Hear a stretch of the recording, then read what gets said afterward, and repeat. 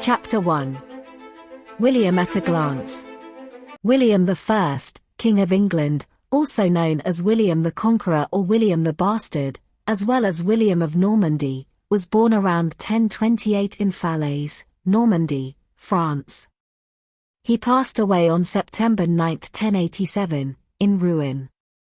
He was the Duke of Normandy, referred to as William II, starting from 1035 and later became the King of England, referred to as William I, in 1066. He is considered one of the most remarkable leaders of the Middle Ages, renowned for his military prowess and leadership skills. He managed to rise to power in France and subsequently alter the course of England's history through his conquest. Chapter 2. Early life and rise to power. William was the older child of Robert I of Normandy and Herleva, who was also known as Arlette. She was the daughter of a tradesperson from Falaise. After William's birth, Herleva married Herluin, the Viscount of Conteville, and had more children. In 1035, Robert passed away while returning from a pilgrimage to Jerusalem, and William, despite his illegitimate birth, was accepted as the Duke by the Norman nobles and King Henry I of France. William faced numerous challenges, including his status as an illegitimate child and his young age. These challenges led to a breakdown of authority in Normandy, with private castles being built, and power struggles emerging among lesser nobles. Despite facing adversity, William's determination and his mother's support helped him navigate through the turbulent times. Chapter 3. Ruling Normandy. By the time William reached the age of 15 in 1042, he had been knighted and started playing an active role in governing Normandy. However, his efforts to regain lost rights and assert authority were met with resistance, leading to a series of rebellions by local nobles. William's resolve was put to the test during these years, as he learned the art of warfare and leadership. A pivotal moment occurred in 1047 when William, alongside Henry of France, defeated a coalition of rebellious Normans at Valesdunes. This victory showcased his skills as a capable warrior. William gradually honed his abilities to manage challenges, both on the battlefield and in governance. He was known for taking calculated risks during campaigns and battles and adopting straightforward approaches. Despite his lack of formal administrative training, he displayed an ability to adapt and innovate when it came to governance. Chapter 4. William's moral and religious outlook. William's personal characteristics included morality and piety in accordance with the standards of his time. He exhibited a keen interest in the welfare of the Norman Church and made his half-brother, Odo, the Bishop of Bayeux when he was around 16 years old. Odo played dual roles as a nobleman and a prelate, which was not considered unusual during that period. Under William's rule, the Norman Church underwent reforms, with important legislation passed against practices like simony and clerical marriage. William also encouraged the presence of foreign monks and scholars in Normandy, contributing to the intellectual and spiritual growth of the region.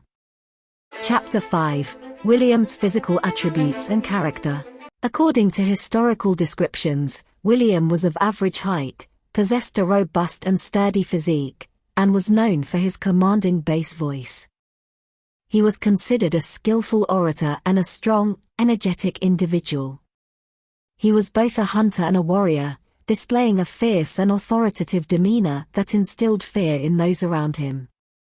Despite lacking formal education, he possessed intelligence and shrewdness that earned him respect even from his rivals. Chapter 6. Expanding influence and alliances. From 1047 onward, William's influence extended beyond Normandy. He engaged in campaigns against Geoffrey Martel, the Count of Anjou, in support of King Henry and to reinforce his southern borders.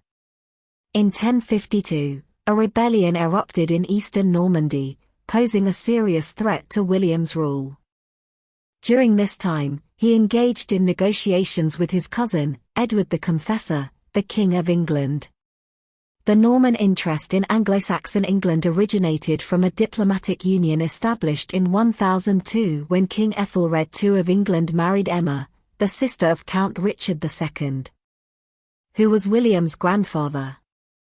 Emma's two sons, who were William's distant cousins, took turns ruling in England, Hardicanute from 1040 to 1042 and Edward the Confessor from 1042 to 1066. William's acquaintance with Edward dates back to the latter's exile on the continent. And it's conceivable that William offered support upon Edward's return to England in 1041. During that time, Edward was approximately 36 years old while William was only 13. It is evident that William anticipated some form of favor from Edward. Consequently, when Edward's marriage failed to produce an heir, William's aspiration to become Edward's successor began to take shape. Edward's lack of offspring held diplomatic value. And it's plausible that he occasionally fostered William's aspirations that would significantly impact the course of history. William's ambition to secure his position was underscored by his alliances. He negotiated a marriage with Matilda, the daughter of Baldwin V of Flanders, which solidified an important partnership. He also maintained contact with Edward's brother-in-law, Harold, Earl of Wessex, who would later play a crucial role in the events leading up to the Battle of Hastings. It's conceivable that William leveraged his fresh alliance with Flanders to obtain a recognition from Edward that he was the legitimate heir to the English throne. In any case, there are indications that Edward made a commitment of some kind to William in 1051. This was the same year when Tostig, the son of England's prominent nobleman, Godwine, married Baldwin's half-sister.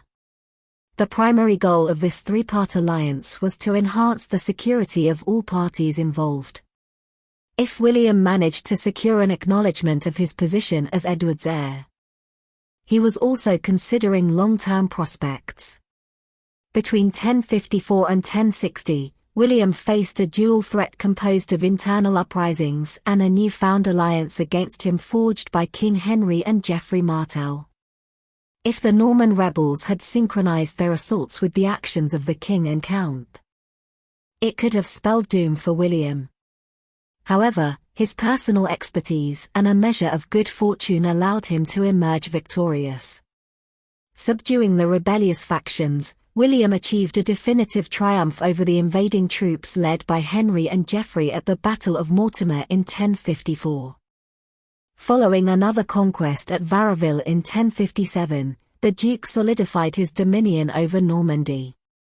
This position was further fortified with the passing of Henry and Geoffrey in 1060, who were succeeded by rulers of lesser influence.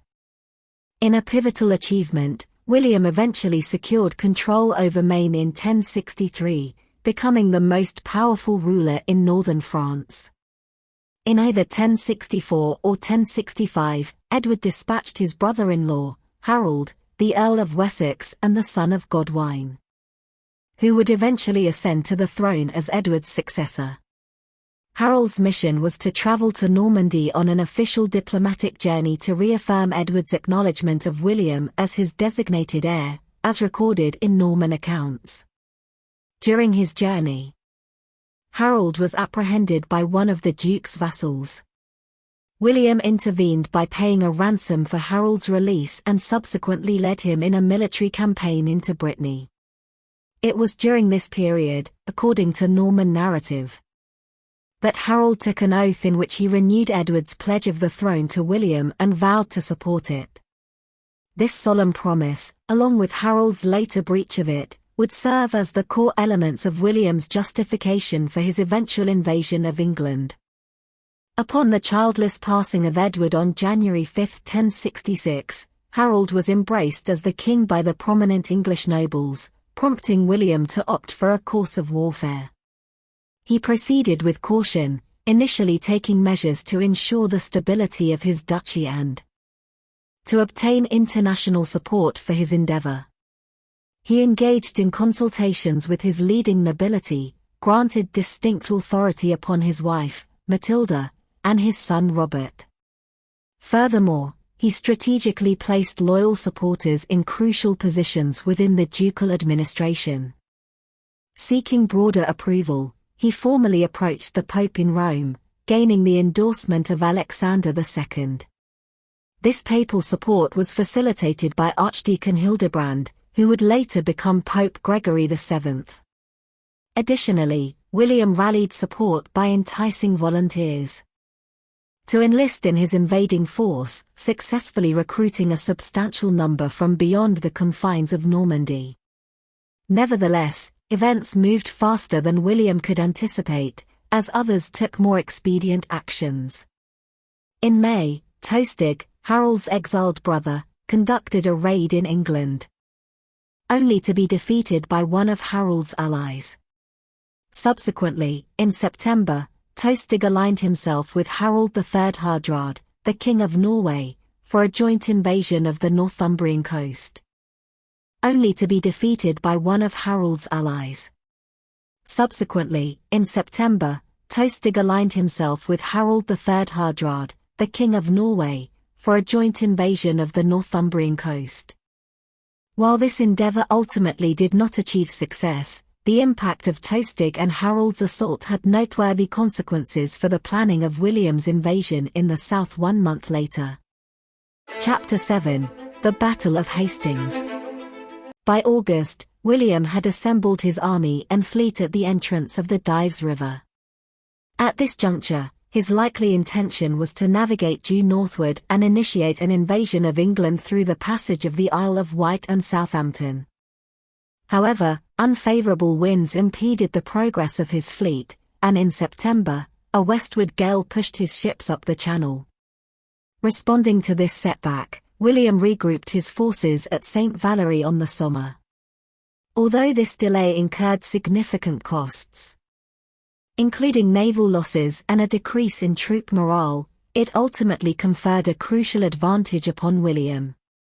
On September 8, an opportunity arose as Harold was compelled to release the peasant army he had mobilized to safeguard the southern and eastern coastal regions, rendering them vulnerable.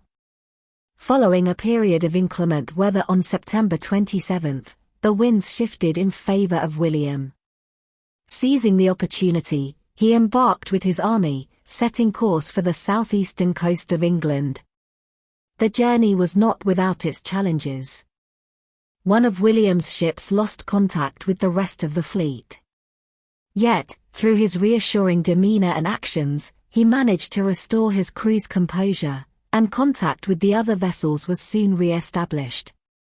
The subsequent morning marked their arrival as they landed and occupied the compliant towns of Pevensey and Hastings. Thereafter, William initiated the establishment of a bridgehead, marshalling between 4,000 to 7,000 troops consisting of cavalry and infantry. William's troops found themselves confined within a narrow coastal stretch, surrounded by the vast expanse of the Andrade forest. Although this geographical corridor offered a defensible position, it did not serve as an ideal stronghold for the conquest of England. As the campaigning season neared its conclusion, William received disconcerting news regarding his adversary's movements. On September 25, Harold achieved a significant victory at Stamford Bridge, near York, where he vanquished Tostig and Harold in a fierce battle characterized by substantial casualties on both sides. Subsequently, Harold began to retrace his steps toward Hastings to confront the incoming invader. On October 13, emerging from the forest, Harold found himself pressed for time to reach Hastings and instead assumed a defensive stance.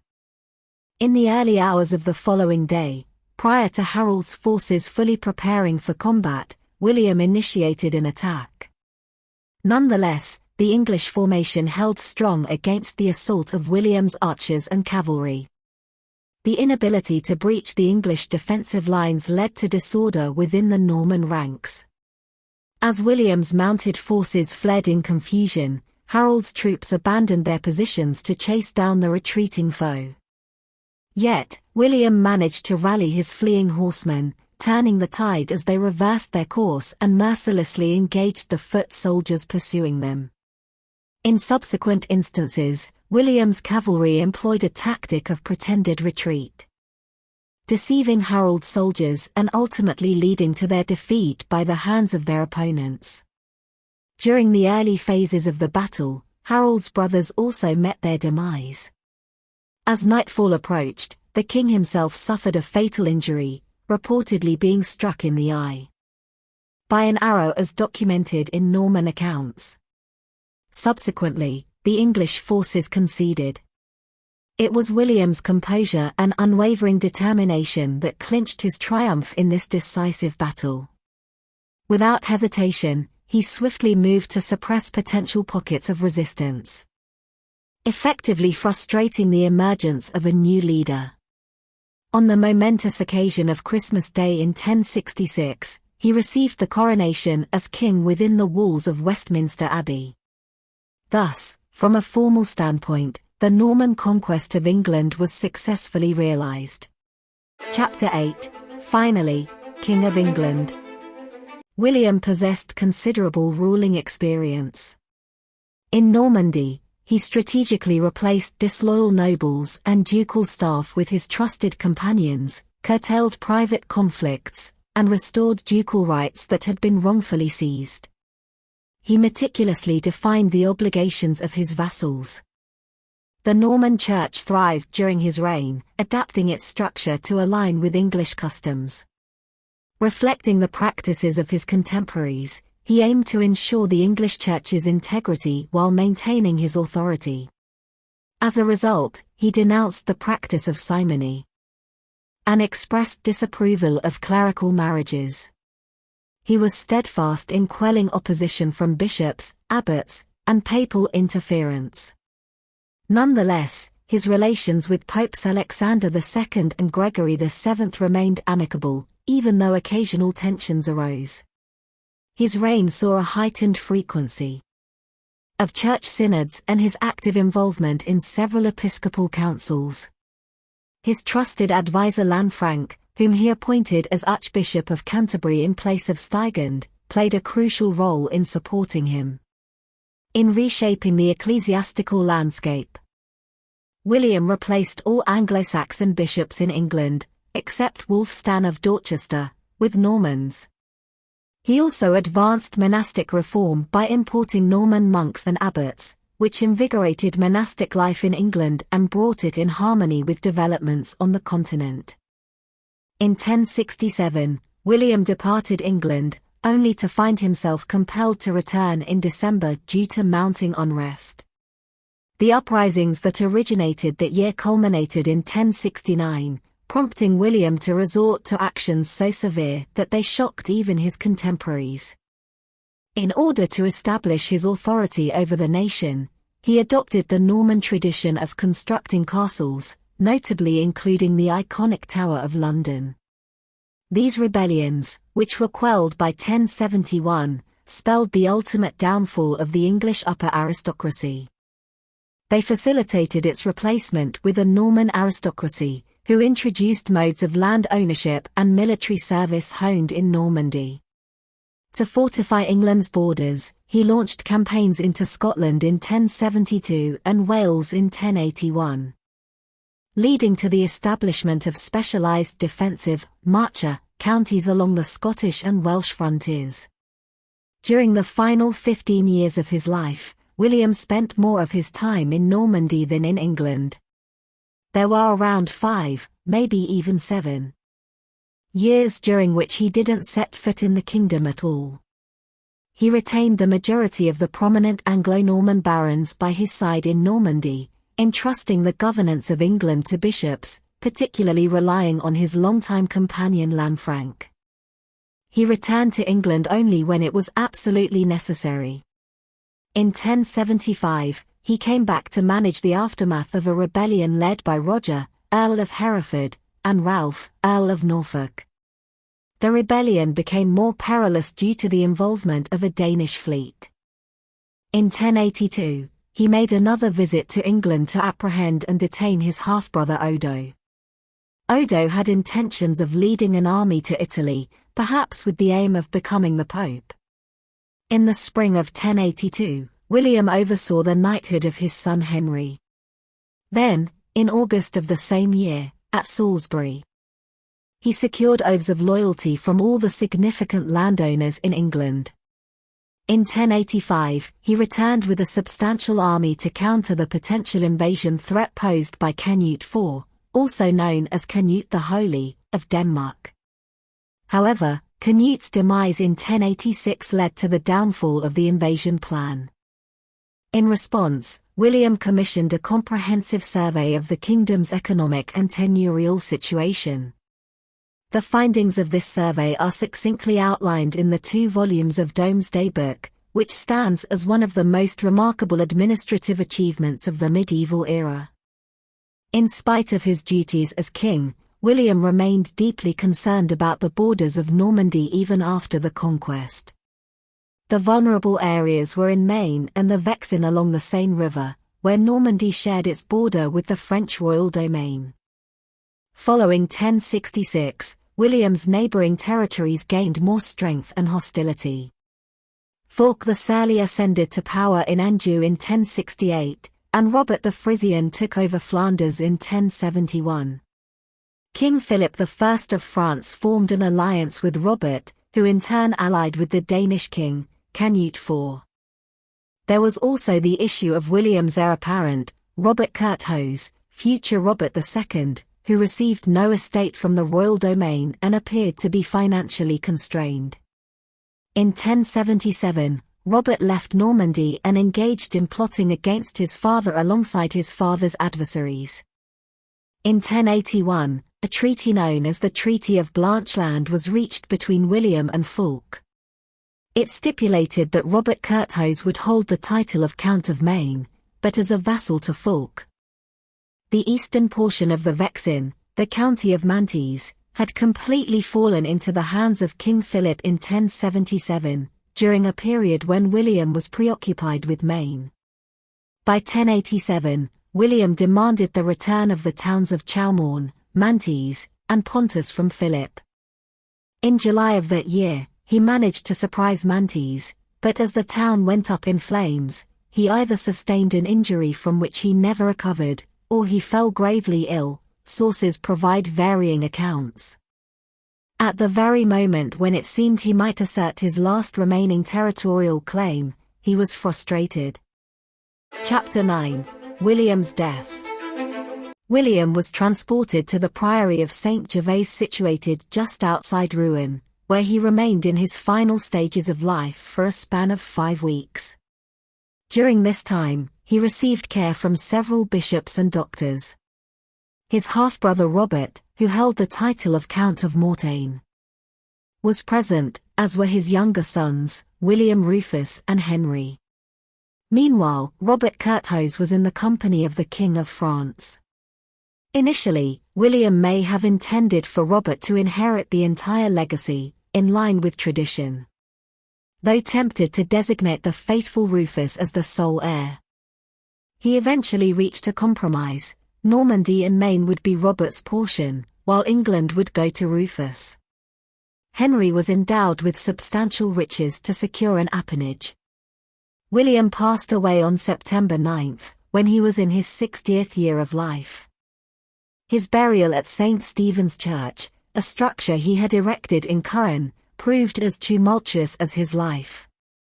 The funeral march faced disruption due to a fire that erupted in the town. A nearby noble voiced grievances about the land designated for William's burial, alleging dispossession.